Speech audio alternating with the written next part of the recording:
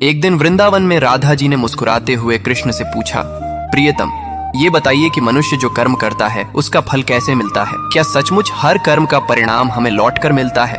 कृष्ण ने मधुर स्वर में उत्तर दिया, राधे, संसार कर्मों का बगीचा है। इसे समझाने के लिए मैं तुम्हें एक कहानी सुनाता हूँ। एक बार एक राजा ने अपने 3 मंत्रियों को बुलाया और उन्हें आज्ञा दी कि वे अपने अपने थैले लेकर बगीचे में जाएं और वहां से अच्छे अच्छे फल जमा करें। तीनों मंत्री अलग अलग बाग में गए। पहला मंत्री ईमानदार था। उसने पूरी निष्ठा से मेहनत की और राजा के लिए ताजे, मीठे और उत्तम फल चुने।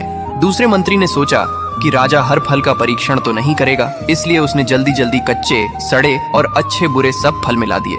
तीसरे मंत्री ने सोचा राजा तो थैला देखकर ही संतुष्ट हो जाएगा, खोल कर कौन देखेगा, इसलिए उसने आलस्य में आकर अपने थैले में सिर्फ घास पत्ते भर लिए। अगले दिन राजा ने तीनों मंत्रियों को बुलाया और बिना थैले खोले ही उन्हें उनके थैलों समेत 15 दिन के लिए जेल में कैद करने का आदेश दे दिया। अब वहां खाने के लिए कुछ और नहीं था, केवल वही फल जिनसे थैले भरे थे।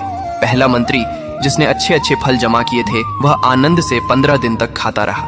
दूसरा मंत्री, जिसने मिश्रित फल भरे थे, कुछ दिन तो अच्छे फल मिले, फिर उसे सड़े हुए फल खाने पड़े और बीमार होकर कष्ट झेलना पड़ा। तीसरा मंत्री, जिसने केवल घास पत्ते भरे थे, भूख से कुछ ही दिनों में प्राण त्याग बैठा।